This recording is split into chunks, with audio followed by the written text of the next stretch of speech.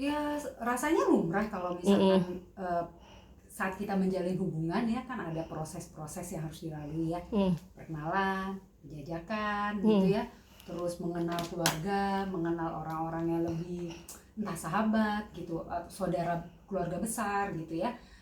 Lalu pada akhirnya ya intensitas pertemuan jadi lebih sering, kualitasnya juga jadi lebih meningkat gitu ya.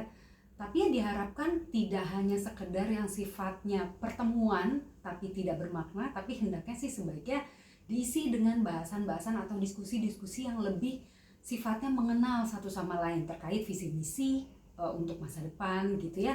Harusnya seperti itu, idealnya seperti itu gitu. Tapi ya lumrah kalau memang lalu akhirnya jadi mereka terlihat lebih sering bersama karena itu memang satu cara untuk membuat apa ya, menimbulkan rasa ataupun kualitas pertemuan di antara mereka. Ya kan kembali ke polanya masing-masing ya. Gitu ada orang-orang gitu pasangan yang memang di awal mereka tidak mempublish tentang komitmen bahwa yuk ada pernyataan secara verbal bahwa kami berpacaran atau kami berhubungan gitu. Tapi nanti pada saat serius mereka yakinkan bahwa mereka sudah sama-sama di tahap yang jelas untuk lebih serius, mereka baru mengungkapkan. Tapi ada yang dari awal juga sudah mempublikasi gitu ya, secara verbal bahwa ya kami punya hubungan, kami lebih dekat dan lain sebagainya. Itu sah-sah aja sebenarnya, tergantung dari pola dan kenyamanan masing-masing aja. Saya melihatnya gini, setiap orang tua pasti memiliki cara untuk mensupport perasaan, kebutuhan maupun pilihan-pilihan anaknya gitu ya.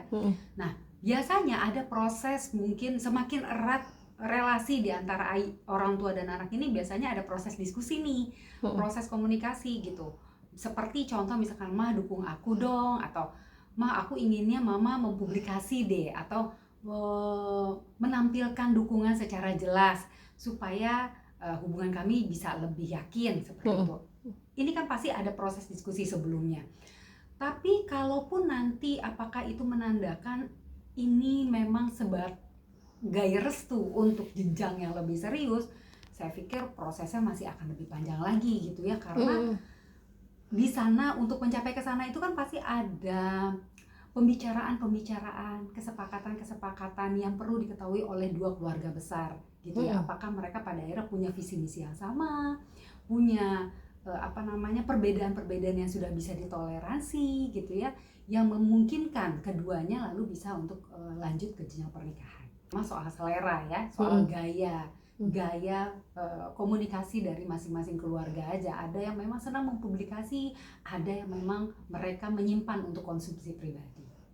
Nah ini yang seringkali akhirnya jadi apa ya, rancu mungkin ya untuk kita tidak bisa serta-merta memberikan penilaian bahwa ini sebagai bentuk restu, karena bisa jadi untuk seorang selebritis, artis gitu ya, mereka mempublikasi hubungannya itu di awal bisa jadi karena memang ada tujuan-tujuan yang sifatnya untuk branding kah, untuk finansial kah gitu ya. Jadi bukan berarti bahwa ini sebagai bentuk persetujuan, satu bentuk ketulusan, atau satu hal yang memang dinyatakan sebagai satu keyakinan atas hubungan yang mereka jalani gitu. Karena bisa jadi ini hanya sebatas hubungan simbiosis mutualisme antara satu dengan yang lainnya gitu ya. Jadi di dalamnya berisi diskusi, kerjasama, ataupun kesepakatan satu sama lain.